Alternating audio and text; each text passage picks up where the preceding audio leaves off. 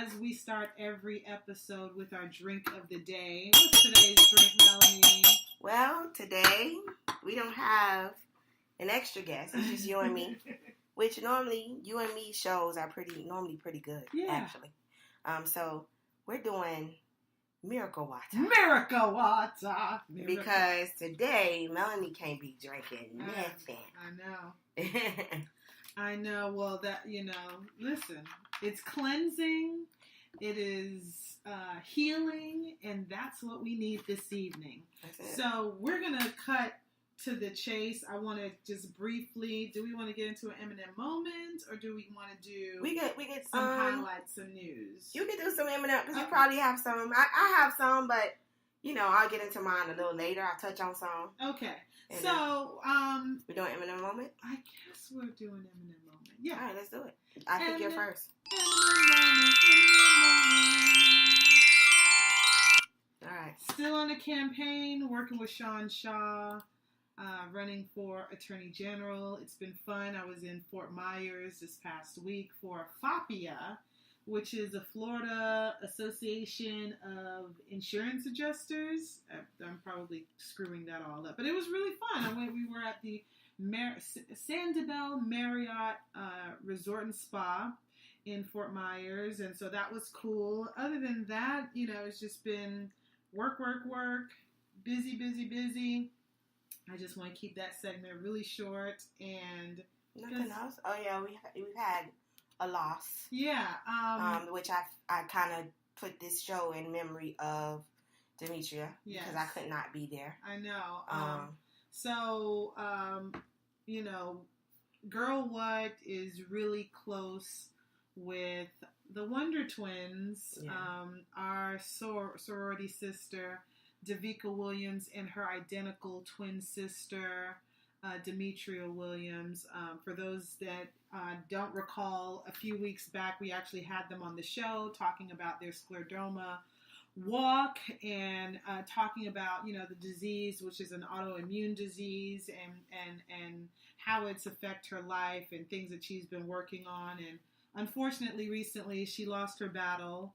And yesterday, I attended her life celebration service. It was beautiful. She looked amazing. Her our sorority sister was so strong and just a champion, but a very close loss to the South Florida family. And actually, you all probably didn't know this, but when she came on the show, that was actually my first time meeting her face to face. And my impression of her, I was so inspired, and I was just in awe. Like, if you listen back to the show, I didn't really have a lot to say because I was watching her. Yeah. And many of you did not know, but you're going to find out today.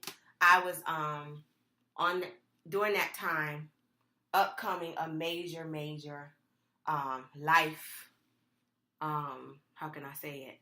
A life, I don't know, change or life, something that and I guess becoming a grown woman, and we'll get into it, but she was giving me life. Yes. As she spoke, as I watched her, as I watched how she moved, and it was like she when she was talking about how she was going out to her kids' school, and she had this oxygen in her nose, and she had this oxygen tank, and that she was fly as ever, and it was just like, I was just in awe. So to me, when I watched her, I was like, man, if she can do this, I can do anything. I put this show in memory of her. Although she lost her battle, I believe her battle is going to continue. Absolutely. And empower other women or other individuals that encounter that same disease. And I think they will find a cure. And I think Demetria's face will be the queen of that initiative. Yeah. And just so that you guys know, they are doing another second annual Wonder Twin Scleroderma 5K Walkathon. I literally got this maybe about an hour or two ago from their publicist, Ty. Thank you, Ty. And more to come. We'll probably share this. Right now, it's only in video form. I wasn't able to watch it before I came, but it looks like they will be doing a walk to honor Demi. All I can say is what a lot of people have already experienced and shared during her homegoing celebration is just how personable she was, and just how God-fearing and positive, and how she was there for others despite what she was dealing with herself. And it amazes me. It actually reinforced, and it has reignited all of our own efforts and things that we support, me and the breast cancer, and me trying to get my health together. I think all of us are always trying to improve ourselves, and it's never too late, and you keep fighting until the end. And I want to say, Demi, we love you. Davika, we're here for you. And Taj and Ben and Zahara and the whole family. And so, again, we just want to take a moment to honor and acknowledge such a beautiful light. Yes, she was. I felt honored to have met her before she left. But my moment, let's see. School is out. Yay! School is out. School is out. School is out, baby. It's the parents' turn, baby. I've seen those posts. Jesus, Lord. It's out, packed up, boxed up. I'm home. I'm relaxing. And that's that. That's all I want to talk about today, really, in terms of my Eminem moment, before we get into hot topics. And before, are you teaching during the summer? Ma'am, that's... I ain't talking about that right now. Okay. I'm not teaching, but I may be tutoring probably later on in July. Okay. As we get closer to August, I'm focusing on... right now, I'm just focusing on recovery. I'm recovering and relaxing. Well, the R's and R's. Yes, and that brings us to today's topic. Well, I think we should do hot topics because there's been some stuff going on. So that I think kind of ties to some things that people may be going through silently. That we need to talk about. There's been a lot of suicides. No, of course. So the and forgive me, we're jumping all over a little bit, but Kate Spade, Anthony Bourdain, two celebrities at the top of their industries, both committed suicide within days apart. It has sparked a huge conversation that I've seen on social media. If you have friends or family that you haven't seen or spoken to in a long time, reach out to them. I mean, even those that you do speak to on a regular basis, just check in and ask how they are doing. You never know what's going on. And I think, just overall, everything that you're hearing about both cases, it's just, they were dealing with a lot. And it doesn't matter what their social status, it doesn't matter how much money they were making. They were both, again, doing very well. I'm standing up, so I gotta go get a check. Okay. Melanie's taking a quick moment to grab a comfy chair. And so, you never know what anyone is going through. And I shared my own testimony after being diagnosed with breast cancer the first time, and was kind of like very gung-ho positive. We're going to beat this. Everything's going to be fine.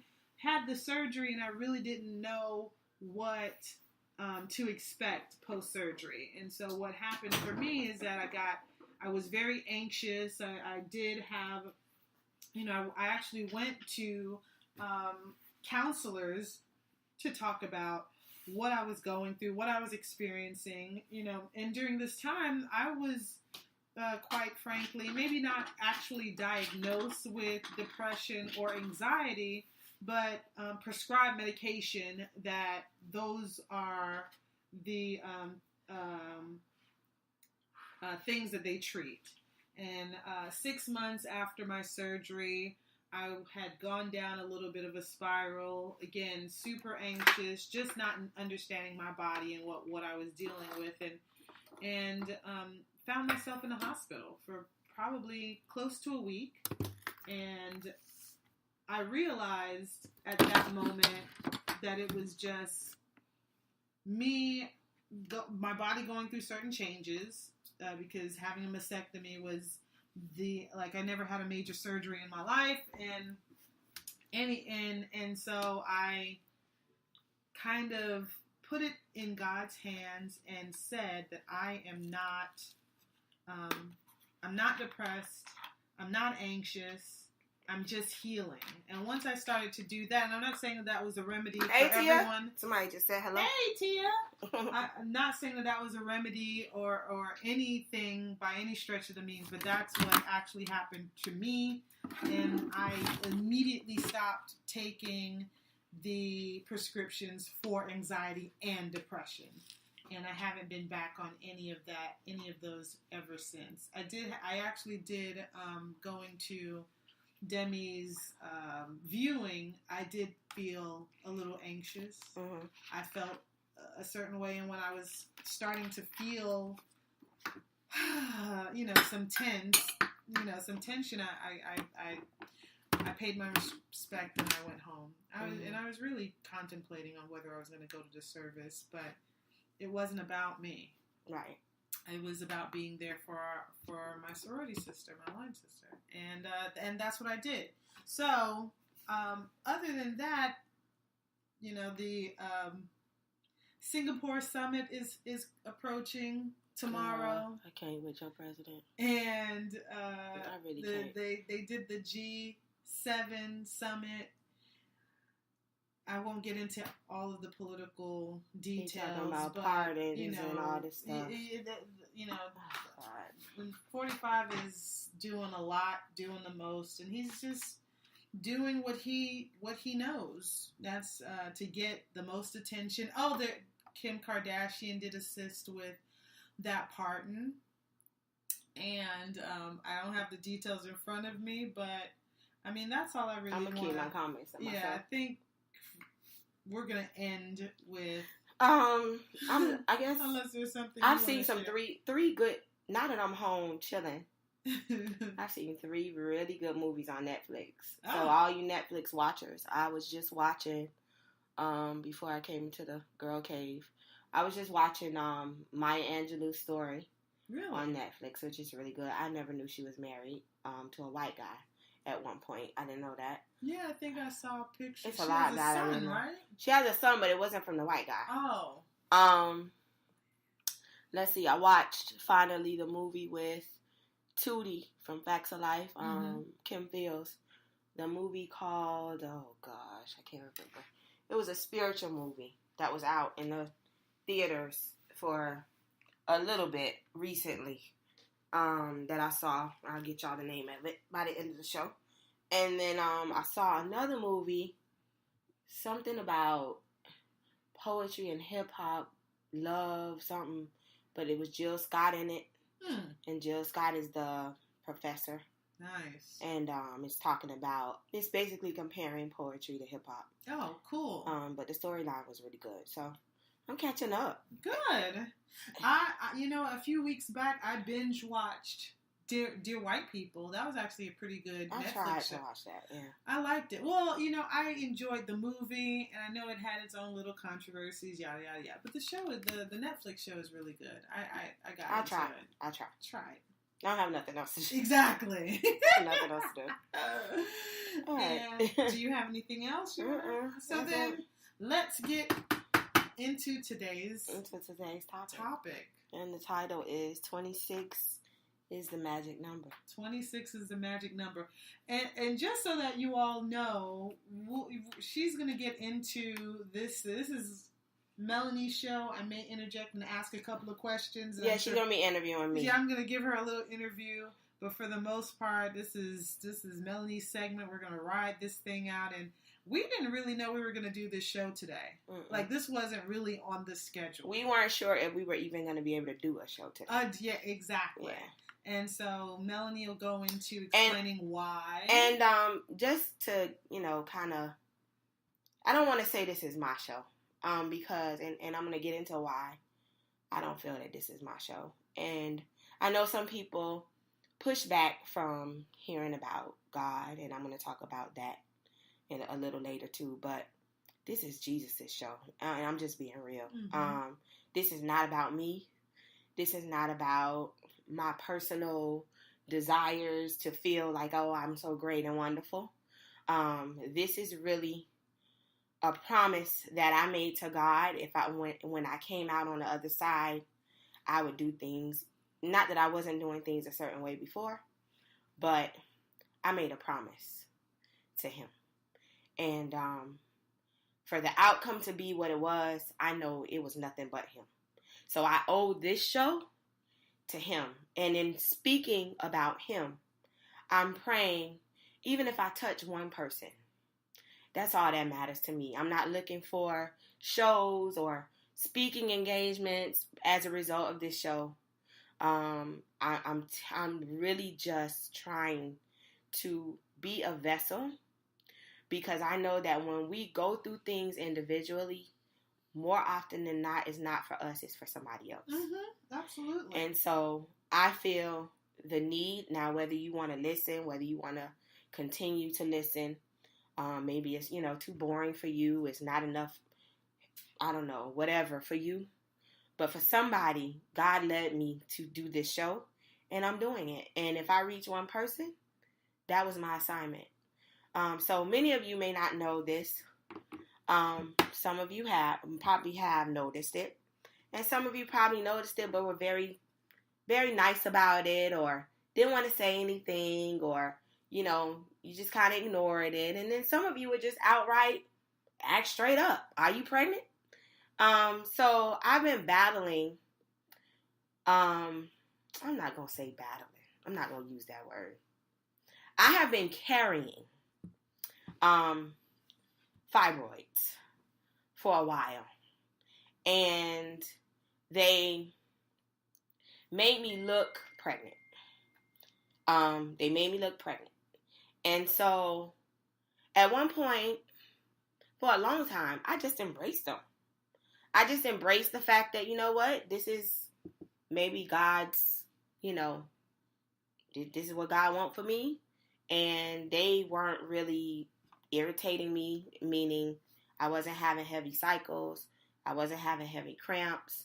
The only thing that revealed them was the size of my stomach and the fact that Jay and I haven't had a baby yet.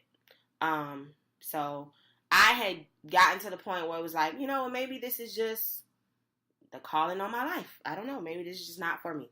Mm-hmm. And they had gotten so bad to where within the last year or two, I started having back pains.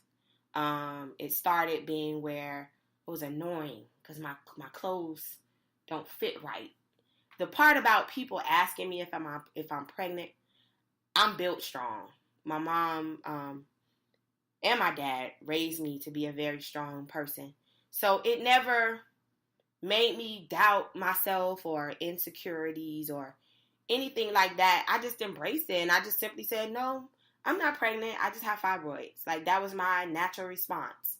Or I might say something like, a lot of times if I wear big clothes. So a lot of times me wearing big clothes with the stomach, with the fibroids, made my stomach look even bigger. So sometimes I'll say, no, I'm not pregnant. My dress is big. And then it got to the point I was like, you know what? Man, I got fibroids. That's what it is. I'm not pregnant. So up until this year, I kind of was just like, this is just what I gotta live with. Because I guess out of fear, maybe it was fear of surgery, or maybe it was, I've met with doctors before, but I never met a doctor that made me feel comfortable about the surgery, or that, like, I met a couple doctors and they would say, keep trying, because a lot of times you could just have a baby with fibroids. So I was like, okay, we'll just keep trying. So, after trying, and then after the pain in my back started, And then one weekend, I had a really, really bad pain, which was odd because I'm a pretty healthy person, and I don't normally have pains. And so this particular pain, I believe, was God's design to get me started on this journey to take care of this situation. And so I started the journey, and I just kept praying throughout the way that God, lead me to the right people, the right surgeon, the right doctor, the right contact, let me feel your presence so that I know this is what you want me to do. Mm-hmm. And so, long and short, that's kind of what I did. I have a friend that works for Cleveland Clinic in South Florida. For those of you that may not know, it's a very reputable hospital. And because my friend worked there, and she is not just my friend, she's my sister in spirit, meaning, we go to the same church. I trust her. I would ask her, Angie, can you recommend a doctor at Cleveland Clinic, an OBGYN, a very good OBGYN? I have one, but I want to try something different. And so it led from me going to that OBGYN, then to the surgeon at Cleveland Clinic that recommended. And then I finally went through with the whole MRI, the one they inject the liquid. All of this is new to me, y'all. I hate needles. Like, I hate, scared, fearful. I cringe. Like, I hate needles. Mm-hmm. But I was like, you know what? I'm grown. It's time for me to grow up. I know I can't live my whole life without ever getting a needle. So I'm going to walk this walk. And so one thing led to another. The surgeon at Cleveland Clinic said to me, after reviewing all my results, he felt the best procedure for me would be a myomectomy. And I didn't say what the definition of fibroids are. No. I'm just assuming that everybody knows what they are. I don't know if you want to say what they are. So, I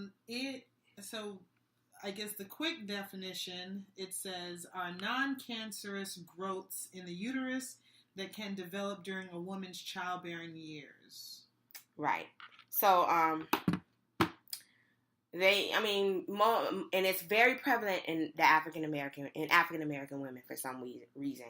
There's still research. They don't really know. They haven't pinpointed why that is. They have assumptions as to why. There's some myths that say, because we get perms or things that we eat, but there's nothing concrete to say why we as Black women get fibroids more than other nationalities.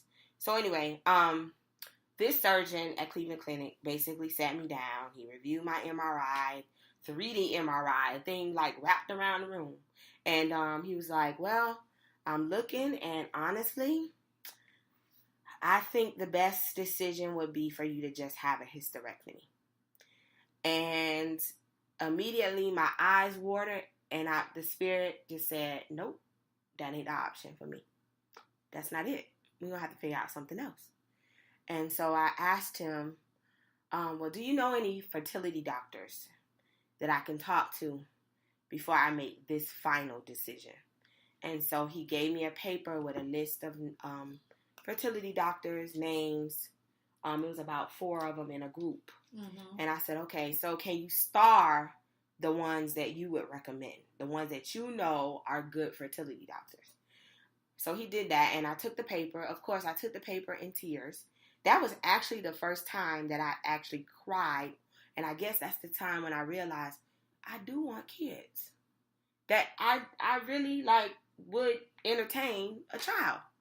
Up until that point, it was just like, if it happens, it happens. If it doesn't, it doesn't. I've raised so many kids between my marriages and between teaching. I'm like, that was the moment when that was told to me, when I was like, I cried.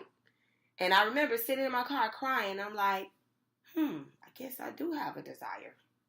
So from that, I called a couple of my family. Of course, I called Jay, and I told him, and he's very good. He's like, baby, whatever God has for us, it's all good. There's always adoption. It's not the end of the world. Mm-hmm. He's really good. Of course, he would love to, but he's not like that husband that's like, oh, we got to have a child. He has children of his own. But, he's always said he would love to have a child with me, but it's not the pressure of Yeah. We have so many children around us all the time to where, he knows that if we have to adopt, it's not the end of the world. Yeah. So I reached out to some of my family members, and one of my family members, mentioned to me that at the time I had but I was still getting to know people from my chapter, my interest group at the time. And so my cousin said to me, there's a sorority sister in our group that is an OBGYN. I think you should talk to her.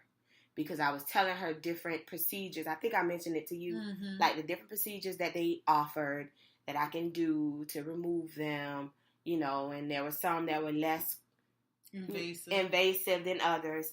And so I was leaning towards the procedure where it was like, you got a 50-50 chance of being able to have a child after.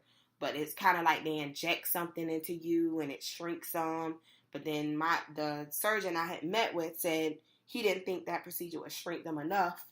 So I mentioned that one to my cousin. She was like, nah, I think you should talk to our sorority sister and explain to her word for word, share with her your results and let her guide you, help you make your decision. So we talked, and she then said, I think you should meet with the fertility doctor. And she gave me a name of the fertility doctor. So I said, okay, I'm gonna reach out to them. So when I got off the phone with her, I went and got I'm very methodical about pretty much everything that I do. So when I got off the phone with her, I went immediately to grab the paper that the other surgeon gave me, mm-hmm. and I compared it to the name of the fertility doctor she gave me, and one of the people that the other surgeon starred was a match for one that she said. Yeah. So I was like, well, this must be God's way of telling me go to this one. Yeah. So I went to that fertility doctor, and he looked at my results, and he was like, there's really nothing we can do until you get these things out. And he immediately, he knew my sorority sister. I told him who she was, and he was like, he stepped out the room, and little did I know he had called the surgeon, and said, I'm sending somebody to you. And he basically gave me all the information of what I'm going to need when I come back to him, and said, come see me after you get the surgery done. So I was like, okay. So now I'm here like, I guess I'm about to have the surgery then. So I contacted the surgeon the same day because I knew if I didn't do it right then, I knew I was gonna put it off. And so I set it up, and then I ended up meeting with this surgeon. And when I met with this surgeon, his spirit, I just went into tears. It's like his spirit, just his energy. It was almost like, I don't know if this sounds corny, and when I was in the room, I it felt like I heard,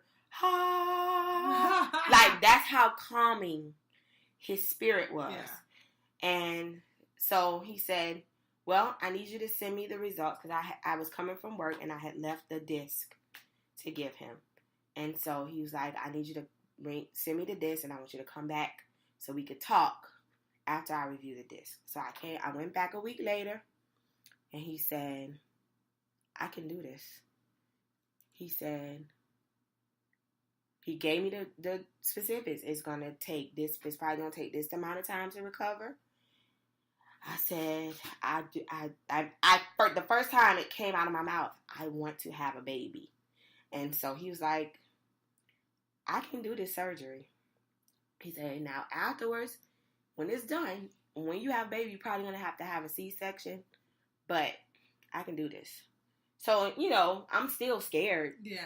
I'm still like, whatever. So then I met with my sorority sister for an event because I hadn't told her the outcome. What was the updates? Yeah. And I said to her, well, this is the surgeon that the fertility doctor referred me to. And she said, well, who is it? And I gave her the name. and I don't mind saying his name because if there's anybody listening that's going through this, I will highly recommend this surgeon. His name is Dr. John Diaz. They call him the Golden Hands. And she said, oh, I know Dr. Diaz. He used to be my intern. So in a way, the reason why I keep bringing back me talking to my sorority sisters, the processes of it all, is because for anybody that's not in tune with how God works, he aligns people in situations on purpose. You just gotta listen. Yeah. And you have to pay attention.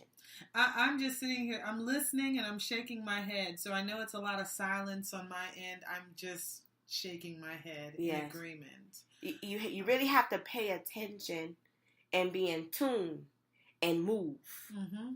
That's the key. And move and know that God is moving. And he happened to be her intern. He happens to be now, of course, a renowned doctor who goes around the world teaching other doctors how to remove fibroids. He is an oncologist, though. And the thing is, a lot of people don't know who have fibroids. Oncologists are skilled to remove fibroids, even though their specialty is to remove cancerous fibroids. So when the fertility doctor mentioned his name, he said, would you rather have an OBGYN do your surgery, or would you rather have a surgeon who's always in a high tense situation to remove fibroids? I said, well, I would rather have somebody who's always used to, life or death situations, or making sure you remove the fibroid without it touching anything else. Yeah. So anyway, fast forward, we made the decision to do the surgery. And so the anticipation of it all, like Makeda kept saying, wow, it's here already? We set the date. I had to set the date because if I didn't set the date, it wouldn't have happened. I know. So I had to plan it all out. I wanted to do it, as soon as school was about to be out so that y'all can say whatever. But on June 8th, I didn't want to be about to think about surgery when I'm seeing all my coworkers. It's summertime, it's school's out, and I'm, still thinking about a surgery.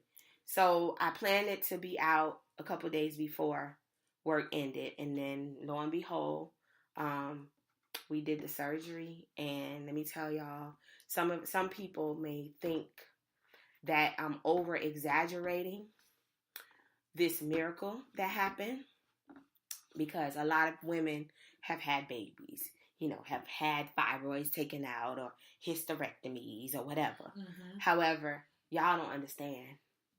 This man took out 26 fibroids and saved my uterus. Wow, that's amazing. That is a miracle.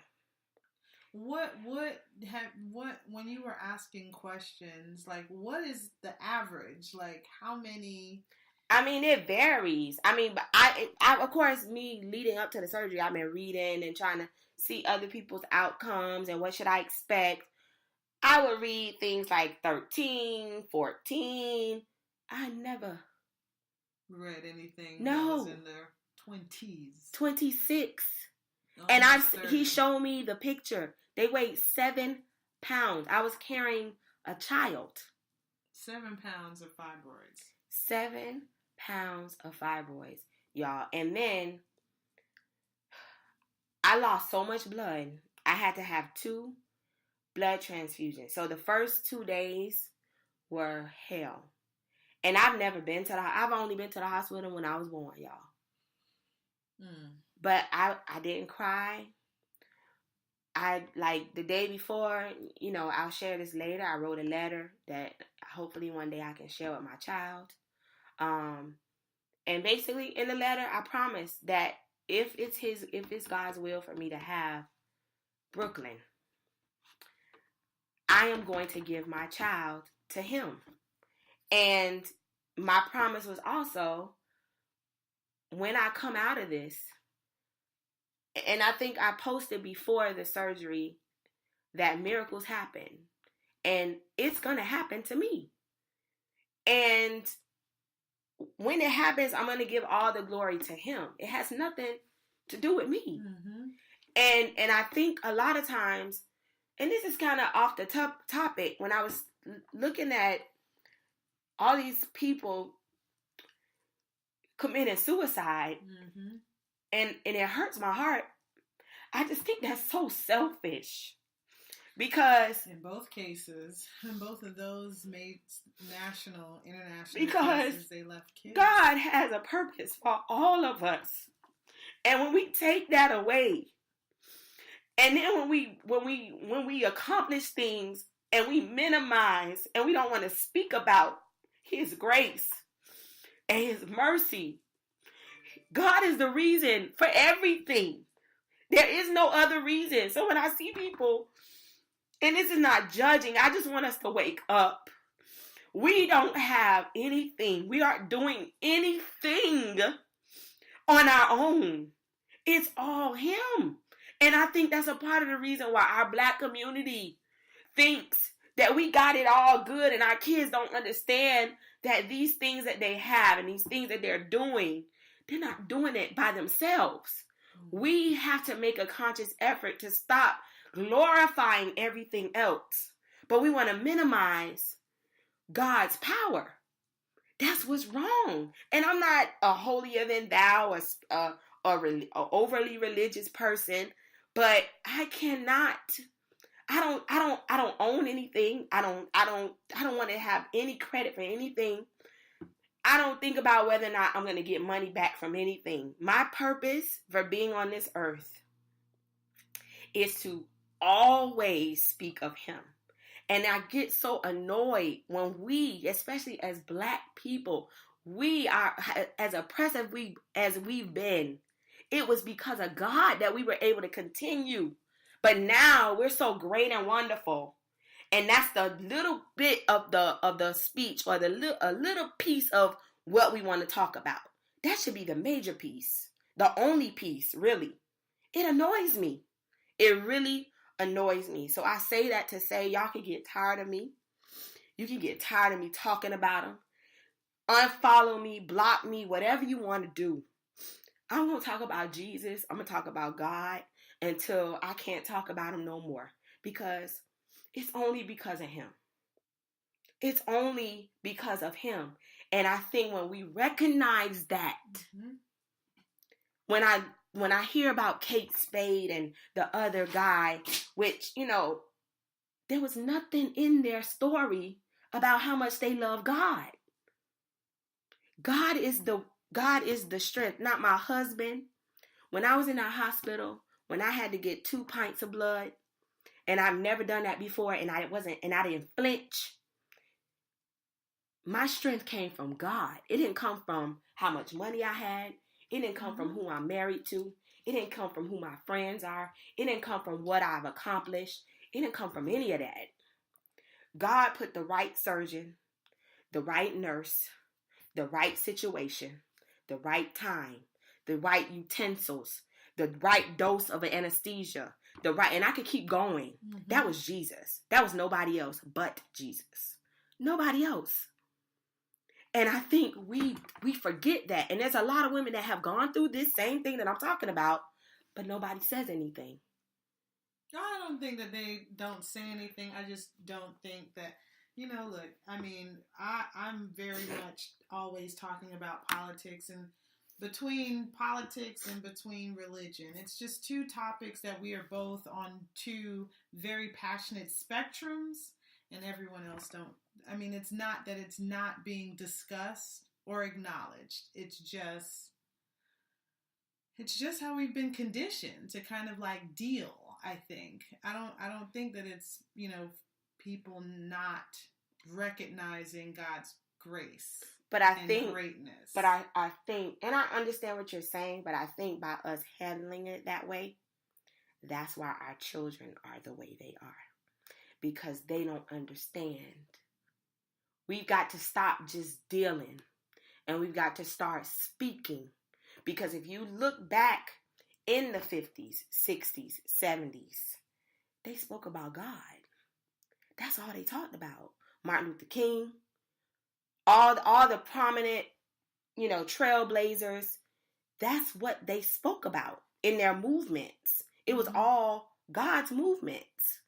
And because of that, children watched. Because of that, children wanted to go to church. Because of that, children listened. They are not going to understand the power of God from Netflix. I'm not going to say Netflix, but from just learning from the internet. Our children don't listen to us anymore because they don't need to listen to us. But there's one thing that they will listen to us about, and that's the power of God. Because if we show them God's power, you can't see that in a movie. Mm-hmm. You can't see that on the internet. That's something you have to deal with and see personal. You have to see a personal testimony. So, with that, why do you think that changed?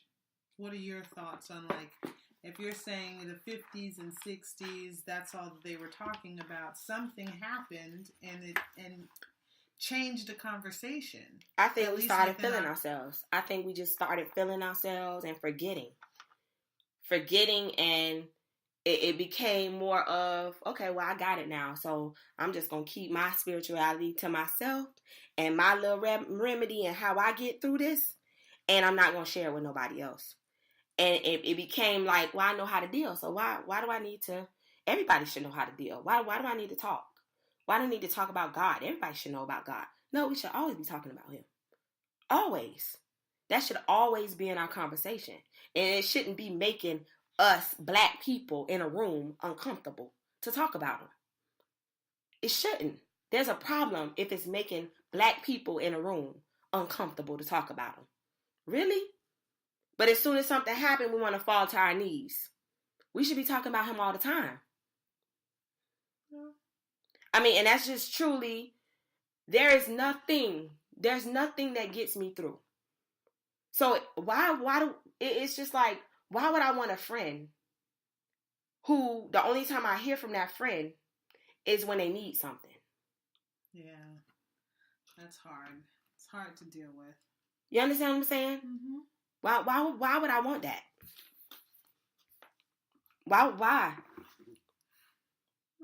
I think it's our human nature. We have errors. We're not, we're a constant force that needs work. And the thing is, that is our power. Our connection to God is our power. And if society minimizes our power, then what?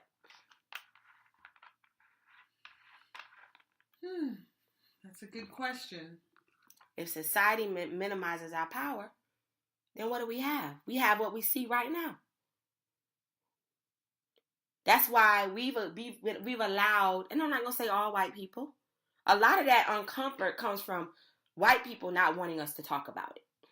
Because it makes them uncomfortable. Because then they have to reflect on things that they've done. Which, we've all done things. Mm-hmm. We have to embrace those things that we've done and become better. But because it makes them uncomfortable, that's why they've shut us up and we've allowed them to shut us up. You understand what I'm saying? Mm-hmm. But to me, it's like, listen, I think I mentioned this on the last show. We could do everything. We could give all the money to our black community. We could do it all. It's going to mean nothing if we don't get our house in order. And we can't get our house in order without God. I'm sorry. Whatever God that is, whether you're Muslim, whether you're, Christian, my choice is Jesus Christ. Whatever it is, you need to have something. Agreed. We should definitely have that balance. Where are we on time? We have maybe like about 30 minutes. Okay. So, my point was, I just know that there are women who are dealing with this silently. Your situation may not be as severe as mine, but I do know women personally who've dealt with this and been in situations where they lost their child. They were pregnant, and the babies were competing with the fibroids. And so in turn, they ended up losing a child. And I know some women who've been in the same situation as me, where it was like they wanted a baby, but they had fibroids, and they met a surgeon that said hysterectomy was the only option. My point is, this is just one little miracle. I'm sure we all have miracles that we've experienced, but we need to stop minimizing that it is what it is. It's a miracle. And we need to testify it as that, so that when people do feel alone or feel that they're going through something that they don't know if they're going to come out of, instead of killing themselves, they can reflect on your conversation of the power you have. And that could, who knows, in turn, help them find strength. Because everybody's not as strong as me. Like, while I was in the hospital, one of the nurses said to me, there was a lady who came in the same time as me, not the same surgeon, but with the same surgery, and she wouldn't get out the bed. She wouldn't get out the bed, and so since she wouldn't get out the bed, she had complications. And so she would probably have to go back under the knife because she had an abstraction. Yeah. And the other thing that was interesting about being in the hospital is that I can see how easy it is for people to become addicted to a medication. So upon going there, before going under, I made it known, listen, I don't want anything that's going to make me potentially be addicted to something. Mm-hmm. Let me start with the Tylenols and the ibuprofen, and let me tell you if I need something more. Because I can see how easy it is. Absolutely. To get accustomed to those drugs that they give you, and they just keep shooting you with stuff. And first and second day, I think they gave me like Dialate something it was. But because I was in a lot of pain. But then after that, I said, even though I was still in a little bit of pain, I said, no, give me some Tylenol. But I had to mentally make that decision. Mm-hmm. No, I don't want that. Give me Tylenol. So thankfully, I'm not in pain. The only thing I came home with was a prescription for ibuprofen. I'm walking and doing all this stuff, and some people may be listening saying, man, I did that, but 26 fibroids is a lot. Absolutely. I mean, let's go over a little bit. I know that earlier you mentioned symptoms of fibroids. Some don't have necessarily any symptoms, and in fewer cases they're only mild. Some uterine fibroids, specifically, this is what the article is talking about. Your fibroids were uterine fibroids, right? Or is it? They were just fibroids, but they were, I think there's 3 types. There's some that are outside, some that are inside the uterus. Okay. And some that are, I forgot the 3 categories. But most of mine were outside the uterus, but attached. Yeah. So this just says heavy or prolonged menstrual periods. I didn't have any of that. Abnormal bleeding between menstrual None of that. I didn't have any of that. Pelvic pain. Nope. Frequent urination. Lower back pain. That I started to have. Pain during intercourse. A firm mass, often located near or in the middle of the pelvis, which can be felt by a physician. These are some of the cases. And then it goes into fibroid diagnosis. It includes x-rays, transvaginal ultrasounds, magnetic resonance imaging, that's the MRI, the penography, which is another X-ray examination, a hysteroscopy. Sorry, I'm mutilizing, and a biopsy and blood tests. So, this is really interesting because I've known a few women that have ended up, they had kids, and they chose to do hysterectomy because of their fibroids. Did you ever this is some of the things that I've heard could also be causes, not just are the higher diagnosis because we perm our hair and stuff like that. Were you ever on? Did you ever take birth control? Birth control? Mm-hmm. I did before. For how long? Maybe about 3 years, 4 years. Okay. But I stopped birth control years ago. Yeah. But I've heard that could be a possibility of it. Things that we eat. But some of those things Caucasian women eat. So I don't know. I don't know. It's just so many variables. I'm praying that they don't come back. I believe God didn't take me through this journey for nothing. But I am going to be even more conscious about what I eat, how I eat, what I drink. And I'm just thankful because I didn't know I had 26 fibroids. Wow, that's amazing.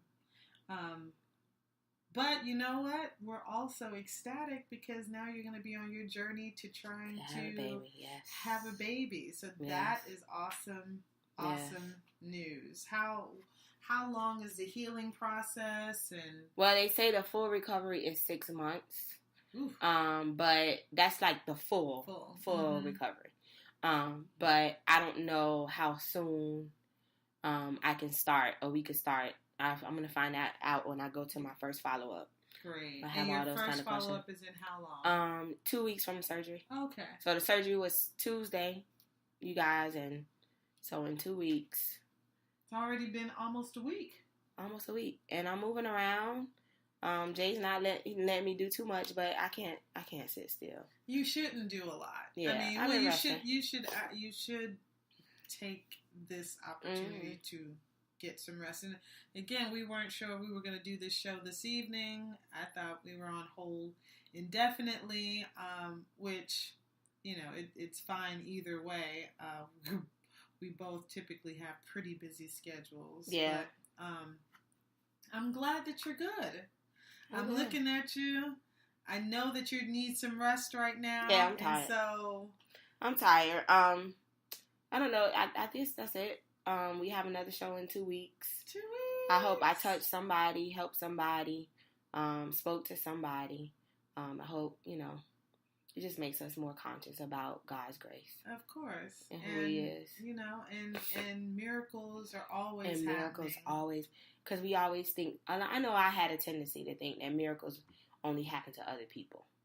And a lot of times, we minimize what a miracle really is. But I really believe what happened to me was a miracle. Because when I looked at that plate of fibroids. Wow.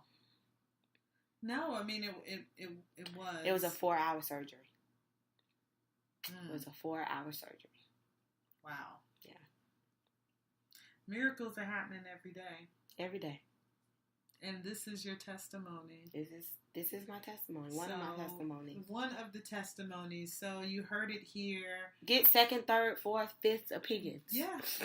Do it. And talk to your people around you. Mm-hmm. Did you was this covered in your insurance your insurance? See, and that's another thing. I mean, look, from my standpoint, I am currently insured. Yay. But a lot of people. I think there's quite a few people in South Florida that they own their own businesses. They've been doing their own thing. But for anything, I think there's a couple of messages. One, miracles can happen. Yeah. And two, just on a regular level. I won't say a regular level, but a earthly level, a practical level. Yeah. at least get yourself insured, because there are so many things that are affecting our communities nowadays at younger rates, and I think a lot of us put pauses on trying to help ourselves because we don't have the money to be able to afford to do whatever it is that we need to do. And so it's really... I have a bill. I ain't worried about it. And you're not worried about... Meaning, yes, my insurance covers some of it, but there was a bill that I'm going to have to deal with. But I wasn't going to let that stop me from my healing. And nor should you. Nor should you. But again, that's with... You walked by faith. That's it. You didn't worry about some of that stuff. And I know a lot of us get into the weeds as far as, can I afford to do this? Is this something? We need to do what we have to do for ourselves. Yes. And which will in turn help our community, our families, our friends.